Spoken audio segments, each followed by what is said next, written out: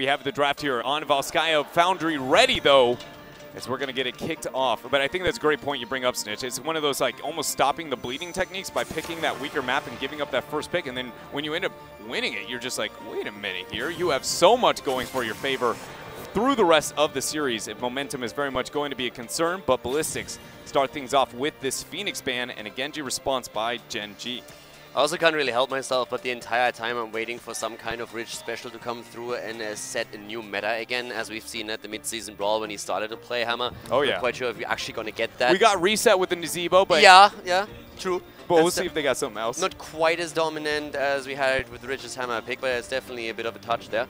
When it comes to the bans, though, we are looking currently, at least on the first rotation, at the exact same pattern that we had in game number 1. Phoenix and Genji. I mean, Genji has been an absolute staple in the bans, but this time it's more about Maiev. And we've been highlighting her strength on this battleground quite a lot in previous series. And it feels that if you give that over to Gen.G, they are just going to rip you apart in every single team fight. Maiev has been such a curious pick, I feel like, for me throughout this tournament, because it seems like she has only been willing to be displayed up into in the first rotation of bans, or it feels like she's willing to kind of make it a little bit later into the draft, or sometimes even neglected completely. But it's not going to be an aggressive kind of pickup here, and I'm glad that we do not see the full backline kind of bans that we got out of game number 1. Ballistix will commit to the Decker Kane. What do Gen.G want here? For me, one of the heroes that I really want to see again is Urel, to be honest. Gen.G played her a lot, and we saw them specifically with the Nubarak-Urel combo. But I feel even outside of the pairing with the Nubarak, relying on Urel again would be absolutely great for them here. They have definitely been the team at the Eastern Clash so far that had the biggest impact with her. Other teams, I feel, still were a little bit shaky in the way that she can provide peel for the backline. We've seen that on Infernal Shrines a few times, but in Gen.G's hands, she was always a staple. So I would absolutely love for them to rely on the hero for the offlane again. Snitch, just out of curiosity, when you see the Raynor Malfurion commitment, I guess to my brain that's not anything like the Decker Kane and the Raynor. They both have that very slow kind of playstyle and how they function, but one of these is not like the other, and the fact that Malfurion is a major step back. Is committing to those two too early on, do you feel like that sets too much commitment to a slow playstyle, or there is enough tools still remaining into the draft to, again, move a different direction? I think if the map wasn't Volskaya, I would agree. You know, the Malfurion could be troubling, but I think on a map like Volskaya, where the focus is so much on that first objective, I think having the Malfurion to match the sustain of Decker Kane is very, very important. It's more up to Gen.G, I think, from this opening to build a stronger draft outside of this Malfurion to make sure they win that first objective, because obviously if the map starts opening up against them, the Malfurion could be very weak with so much, you know, space around them for Ballistix to find engages, especially with this Hanzo, you know, finding solid arrows, which you've seen SC doing all tournament, can be very dangerous as Malfurion if the map is too open. So I think Gen.G are basically looking to take this Malfurion, win the first objective, open the map in their favor, and kind of control the game that way. I'm already loving the way that this is now shifted. I mean, we talked about Urel a bit more on Gen.G's side because it's a hero that they mainly played more so than any other Korean team. But Ballistix now also prioritizing her way higher, taking her, which forces Gen.G into an Nubarak ban since they don't want to face that combo that they brought into the tournament. And then Ballistix reacting with just focusing on bans against the solo laners here. Leoric by no means a bad pick here, but definitely we have the priority on Blaze in all of those drafts on Volskaya so far. And with Urel, my question is just simply who's going to be the frontliner that they choose to emphasize that, and they go for an ETC comp with Chromie. I very much like this Chromie pick. Yeah. I think this was Gen.G's final ace in the hole, and I think it's very smart Ballistix to adapt and take it. I think the Leoric's being picked here mainly to just control this Urel. A little bit of a positive matchup for Leoric playing against to control that bot lane, try and prevent her from getting any space on this first point, which, as I stressed, Gen.G are very much looking to win. So keeping this Urel kind of controlled in the bot lane I think is very important, and the Leoric pick represents that. I also really like the combo. Like, we criticized ETC quite a bit for how easily he can be blown up, but in this setup, I really like the pick a lot, because as we highlighted before, he oftentimes is used to create space for the backline and to keep them safe, and you have now Hanzo and especially Chromie to take care of. Urel fulfilling exactly the same role here in those fights, and the sustain that the two of them bring, especially with Urel adding the armor to ETC's lower hit point pool, is fantastic for that setup. So in this particular combo, I'm actually liking it a lot. Good control, keeping Chromie safe and allowing her to get the damage in from afar. I really love the composition as well from Ballistix. I'm going to say minus the ETC. I'm still a little bit torn on whether or not I like that peel. I know that has been the Eastern kind of Clash approach and definitely has been the Eastern scene's go-to in these type of circumstances, but I just wonder, is it going to have the tools necessary? Because as I kind of highlighted, I was afraid, you know, are they committing a little bit too much to the slow? I feel like the minute that the Leoric was picked up on the other side with that denial in the Chromie, I go, they are going too slow into the team fights, and there is a ability to be able to get that punishment, but I don't know if ETC is going to be the enabler necessary to really force the hand on the opponent's side. Now, personally, I'm still a big fan of having Muradin in that role over ETC, and Muradin was still open, but they've shown such a priority on ETC that at least in the combo with Urel, I like the ETC pick more than what we've seen before. Yeah. And also what I kind of enjoy is he has the peel power for Chromie. So Muradin would be a little bit more sustainable at the front. You have the good engage with the good Storm Bolt after a jump. But at least in this setup, I'm not minding the ETC as much as we did in previous series. Yeah, no, I agree. It's one of those, it's a little bit better, but I still look at it and go, is that going to be enough? Because ETC has been made, you know, quickly into beef for a lot of this tournament. Yeah, I mean, I think, you know, I'm just one of those Western teams, but I would have really preferred to see a Joanna here. I think they're trying to play the ETC in the same role, but I think this kind of puts a timer on Ballistix comp. I think they need to find that poke with Chromie. Yeah. They need to get that poke with Hanzo before this ETC dies, because I think, you know, Genji have such strong pressure on this front line that I think the ETC is going to get chipped down more and more and more, and I think we're going to need to look at SDE to find those combos and secure those kills before it's too late. I completely agree, and with how long of a sustained fight that Gen.G has, there's a lot of pressure that's going to be applied to Hooligan, but we'll figure out if he has what it takes here on the ETC, as we are going to get into Game 2 on Volskaya Foundry.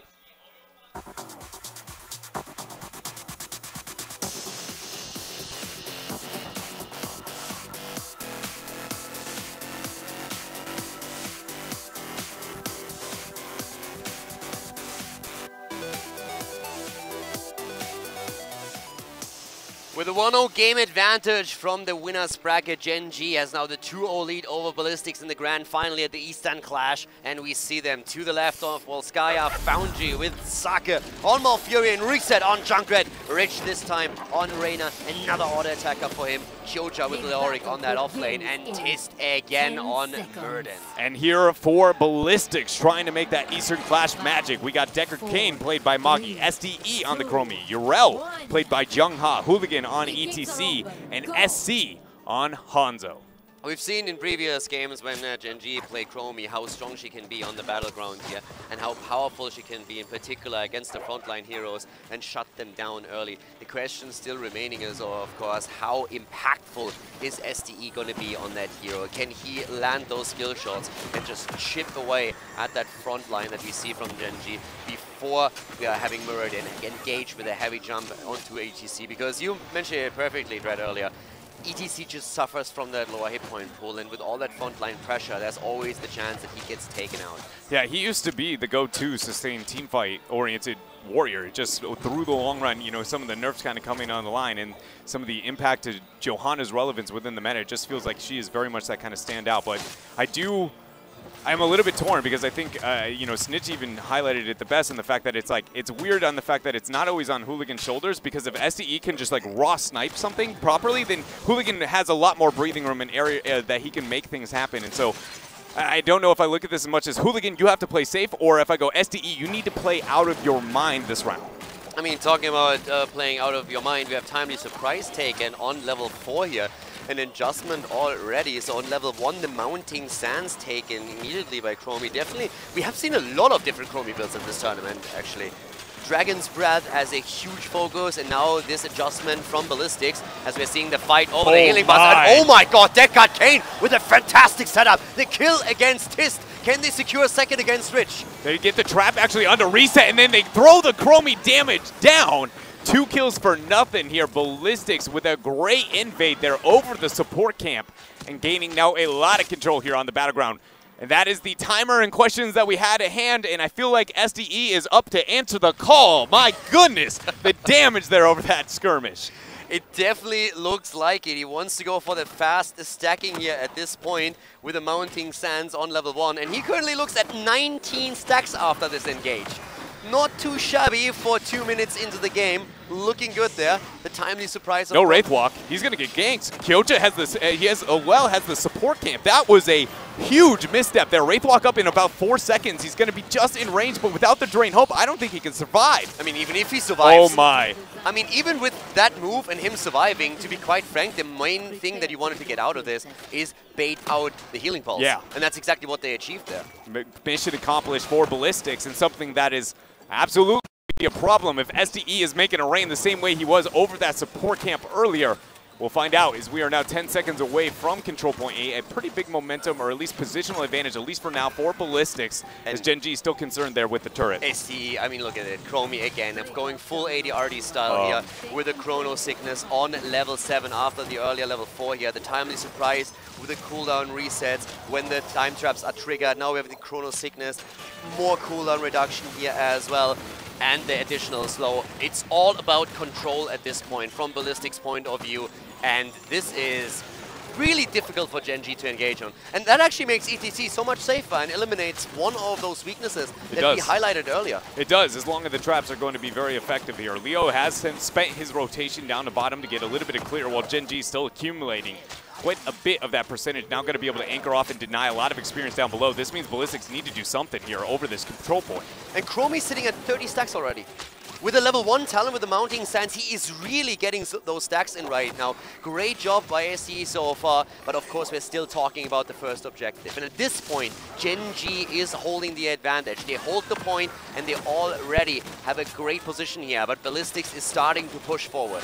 They need to make something happen without Leoric there, and they get the damage in onto Rich. And again, SDE ends up hitting the skill shots and getting the pick off here. They need to zone off if they're going to get some of this percentage back. Reset, it will be able to make it past that gate before the hammer comes in. Turret's going to be thrown down, and now Ballistix with the first point of control. I am loving what I'm seeing there. Ballistix, after losing game number 1, a map where they thought, okay, we have the upper hand here, they come out on Volskaya absolutely not impressed by what Gen.G did so far, and they're just flat out stating, we are here to win this. We are not trying to just play around with you boys, and they're looking great. 3 kills against 0. Great adjustments on Chromie to make up for some of the weaknesses that they perceived at their own front line. And they're looking at a fantastic setup for the first objective now. I agree with you. And it's so much so that now that we've seen so many traps be high impact, hold up, look at that flank there from Kyocha. Hooligan maybe in a bad spot. Penetrating round does come through. No power slide commitment yet as Kyocha does end up landing that Drain Hope. He hits another trap. Chromie damage comes through. Wraith Walk is there and he will be able to escape, but absolutely chunked on that retreat. And the entire time... SDE. He got flipped over by the concussion mine. He's not going to be able to make it out this time, and that is a kill now. Gen.G able to get that kill and should be able to snowball this control point here as they still have 93% into their favor. Eliminating Chromie was exactly what they needed here. Gen.G again finding the one opportunity that they needed. The Stormball comes in. Tist once again setting it up to take Magi down. Help is on the way, and they can barely keep Deckard Cain alive here. The Punisher, the Protector, has been taken, though. The root will be dodged there by Great SC, but job. if that had landed, that would have been one dead SC. Concussion mine number 2 launched there by Reset, constantly displacing the members of Ballistix, but now the focus is going to be here to the mid-front wall for Gen.G here with the Protector. We'll see where they want to make the rotation here afterwards, showing a bit of interest towards bottom. The kill against Chromie was actually at the perfect time for Gen.G because it was just about to hit the level 8, so to say the level 10 for Chromie, and we have the attempt to exploit the lack of a cleanse on the other side. If that comes through as they're still fighting for the Protector, that could have been used to set up a potential kill here again. But right now, Ballistix in a defensive position as Gen.G is pushing through that mid lane. Which also means that the top lane is not going to be prepped by Gen.G for the second objective, though. Yeah, it's not going to be prepped as well, but with the 10 spike, they can pre-prep it, is I feel like the thought process here, true. right? It's such a big window that it's like, well, it really doesn't matter how good our Protector is because you point. cannot handle our heroics here. But one thing that I think that we have to be keeping our eyes on with how impactful, not only with the kind of talent choices SDE has been on that Chromie time traps, and how many Gen.G has actually hit over that fight. I want to bring to light that I feel like Sake needs to just be given a little bit of defense, somebody stand around him a little bit longer, because he's one of the best to be able to get the reveal with that Moonfire onto those traps. Just give him a little bit of time, throw out a couple rotations of very common areas, and suddenly it won't be as, high-risk decisions if Gen.G wants to try and move forward. Even with the lead that we have for Gen.G, the one thing that I'm really looking for is how is Chromie going to run into the mid and late game? Because we highlighted how this build and the play of SD has allowed him to get a significant amount of stacks in the early game. And right now he's sitting at 42. So if he can keep that up with the same pace, and he is going to become an absolute menace towards that late game. And this is definitely something that might be a bit of a linchpin in the plans of Gen.G towards the later stages of this match. Do we think we're going to get the mosh pit? Or do we think we're going to get the stage dive? I feel like the stage dive might be an answer if they're worried about that really late game split pressure, but more, I would like the mosh pit more than either one of those. The setup with the stay a while and listen combos, you know, just looking for the temporal loop, and then whenever most people respond to that, they kind of funnel in and then see that power slide through. But so far, you know, Hooligan hasn't pulled the trigger, at least not quite yet. I mean, even for rotations later on, a one-man mosh pit is nothing to frown upon if you can get that kill. And with setting yourself up for the Chromie damage is definitely something you can pull off. Don't forget the Hanzo arrow as well. If that's being used as a setup, or as a follow-up, that can definitely do a lot of work here. Also, I can already hear Trixler from here. Bye-bye on level 13. I'm never going to hear the end of it. Yeah, I'm a little sad. I'm not going to lie here. Bye-bye will allow the easy escape, though. Hold on. Somebody who's going to need that escape. Maybe Zheng-Ha getting a full drain hope, taking a couple heals and pots there from Magi. Gen.G is going to be rounding the 13 talents here inevitably before control point B is online, meaning that Ballistix needs to find a situation where they make a macro decision or at least force a team fight here before that window happens. And with we see the ETC down below, I feel like that says it's a stage dive play right now, or it's very much going to be the mosh pit slow play, and we're looking for a fight maybe at, you know, 16 into 16. And I feel like Ballistix is a little bit optimistic if they think that's going to happen. Also, when we're talking about optimism, that last attempt here to go for Muradin was also maybe a little bit faster on the trigger button here. No chance to even remotely take Muradin down in this case. We're talking about level 13 talents again, though, in 20 seconds until we're having the control point activate. That gives Ballistix a bit more time to try and get the experience here, but Gen.G should still get the better start into it. I mean, we're frowning a little bit upon the bye-bye choice, but to be quite honest with you, with displacements coming in, also Leori going straight for the Entomb here, if he can set that up, bye-bye can definitely put you to safety. Personally, would have still preferred them to go into the stasis, but it's at least a choice that you can make good arguments for. We just see a full rotation for 4 members of Ballistix to bottom lane here, knowing that they're still needing the 13 talents here. They're not going to gain too much, though, as Kyocha, one of the best defenders in these type of situations, not too threatened in any way, shape, or form. But because Ballistix hasn't made the rotation up, I mean, we're going to see a 99% kind of all-in. The support camp is now actually going to be invaded here, picked up by Tist. Hooligan goes in a bit late, drops the healing pulse immediately. Oh, one of them is being dropped here. They still hold on to one more. 13 talents in the hands now of Ballistix as they are starting to make the rotation towards the top lane. Leoric still holding bottom for an additional wave, so that would allow Ballistix to take the control. I think Gen.G maybe would have liked a little bit more percentage in this type of situation for Leoric to display himself on bottom, but eventually likely will make the transition up. If not, Junkrat should join with Leo for a double split pressure opportunity in that bottom lane. We'll see what they end up wanting to do here as they still are holding off Ballistix from gaining anything. The conveyor belt escape for Tis is going to be there. Knockback is there from Hooligan. No power slide pulled yet. And Leoric still at the bot lane the entire time. That's a huge amount of pressure on the bottom fort.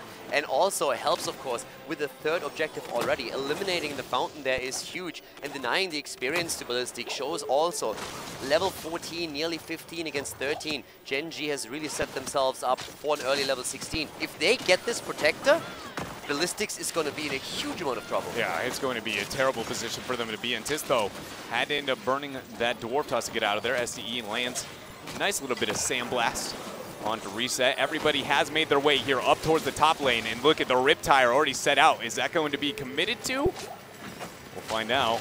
Yeah, a lot of damage there onto SC. Yeah, immediately healed up though within a second. Gen.G definitely coming through for his boys here. Zheng-Ha entering the point as they are trying to invade again. And in the back line, Reset barely surviving. Saka helping out massively with that. The Stale Island get listen. They're starting to move in here, but Magi is so low and he falls first. Gen.G is down. Can they take Tist? They set him up and they take the dwarf apart. Yeah, they do a good job there, able to get the pick off there for a moment. A little bit of anti-synergy as Hooligan's knockback actually moved from the dwarf toss away from SDE's damage, but they hold their own there. Leo will secure the rest of that protector, and now Gen.G have a two-man protector for themselves. They are going to be rounding the 16 talent tier significantly before Ballistix. And the window that you were talking about, the fear you kind of had before, it's not exactly the circumstance, but it's pretty darn close here. Yeah, with this, they should, first of all, they should get the 40 and then the level 16 and then even snowball it further. But without Mirrored in there, we are currently seeing Ballistix at least shelling away against the Protector, trying to drop the HP as fast as they can. It could be worse. It definitely could be. But now there's level 16, and it just depends on how much can Gen.G now do with that. Junkrat is still at the bottom. Murder on the way. Very little value out of the Protector so far for Gen.G. Well, once they get the 5-man unit, I feel like they're going to be able to make a lot happen here. The question is, do they go for the key front wall or instead another fort down below? As we see the trap actually going to get hit there. SE trying to make his way out. We see the Ardent Defender, but that's just going to be body blocked to death. And Jung-Ha with no, mana available. It is just a matter of time here until his fate is sealed. 2 members down. Gen.G, still 20 seconds remaining here on the Protector, and they make their way by. And this is one of those moments where Ballistix had actually a really good defense going for them, but then losing one and more or less suiciding the second as Urel jumps in for an attempt at saving it makes it just worse, because now the second fort falls, and this is full map control for Gen.G. Now on the bright side, Ballistix is half a level behind from level 16, so they can get that level and they should be able to force another fight here, but they really need to get something done. We have 69 stacks on the side of Chromie by now, so that's at least increasing the damage there, but they need to get kills after level 16 and really need to get something going here, because Gen.G is currently establishing full map control. And that last skirmish wasn't really necessarily an error forced, I feel like, by Gen.G. It was a bit more panic from the members of Ballistix. With Magi on that Stay a While and Listen, I feel like SDE had a pretty clever attempt trying to get the Temporal Loop one-shot on to reset. It set him down to about 5% of his maximum HP, but once Magi went in for the follow-up, he heavily neglected his own positioning. Maybe a conveyor belt use into a flank with that would have been a bit easier, but either way, you know, if Magi finds a way to kind of restrain his positioning and still have a impactful Stay a While and Listen, maybe Ballistix have a better late-game team fight than we're giving them credit, especially with SDE just, you know, it's pretty much lining them up. It's open season whenever you got that Stay a While as Chromie. Yeah, also the Quantum Overdrive on Chromie is something that they're trying to use to confirm these kills and to set this up. Once again, the Entomb being used here, but doesn't find the value. It was well done by Ballistix. 16 talents are there. Urel is on the way, but Hooligan is already low. And Kyojo was thinking about it, but they're moving away from this position, at least for now. Gen.G is happy to stall this out and get level 20 talents. They're playing the safe game here. They know, of course, that if they have the 2-0 lead in the series already, if they play this safe and they move towards level 20, they have a really good shot of setting themselves ahead so far that it's just match point after match point from here on out. And Ballistix, they need to be aggressive. They need to be the ones to force a play here, and that's what they're trying to do down here. Yeah, Leoric is actually getting a huge collapse, though. 9 seconds on the Entomb if they would like to try and force that. Got to be a bit more patient there, not getting the all-in. And as you said, I mean, understandably so. There is no reason for Gen.G to really need to force anything. Yeah. All the responsibility of that is on the shoulders of Ballistix. And the level 20 for Gen.G just terrifies me. I mean, Buried Alive actually makes me, like, just cry on the inside anytime I see it. Yeah. It is such a, hey, do you enjoy playing Heroes of the Storm? How do you feel not playing Heroes of the Storm? Because that is what that button does. Now, then again, when we have level 18 coming in, considering Chromie's build, the Endoral Anomaly that we pretty much expect here at this point should really give her a massive, massive power spike when it comes to zone control. So if they somehow can close that experience gap at least a little bit, Chromie might be the difference. Jung-Ha kind of in an island after that leap. No Ardent Defender. It's going to be used, but that's last second then. Hooligan getting flipped over with that concussion mine. But you have to admire how he juked out Jung-Ha. I mean, that little tick to the side and the immediate move into the middle, but of course a massive, massive cooldown burn now on Urel. That is a major misstep for the weight in this type of situation within this series. You know, almost as much as the APOC kind of conundrum with the Void Prison we had in the last series here. It's going to lead to Gen.G getting that 20 spike, getting the Protector pretty much for free, knowing that there's no Ardent Defender. That is a major cooldown setback. Here's the thing, though. Gen.G's prepping bot lane. With the Endoral Anomaly that we are already seeing for Chromie and her trying to set up the bot lane, they have an honest chance at defending. The level 20 is though what it comes down to, but if they can slow this down and really just get that Protector into trap after trap, they have a chance of slowing this down. And if you defend this, then you are back in the game. You might lose your key, but if you can hold on to that core, you have a chance to force a fight later on. Chromie still keeps stacking. The Endoral Anomaly is great for her with the time dread build that we've seen. It's all about the defense.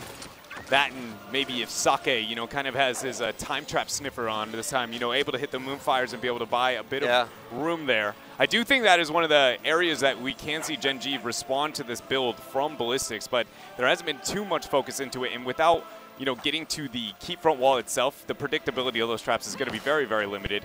Jungha securing as much experience as he can before he has to retreat and deal with the Punisher, or Protector, excuse me, here from Gen.G. And they don't have 20. Yeah, and now we're going to see it march here, looking to break the base up on to Ballistix. Time trap number 1.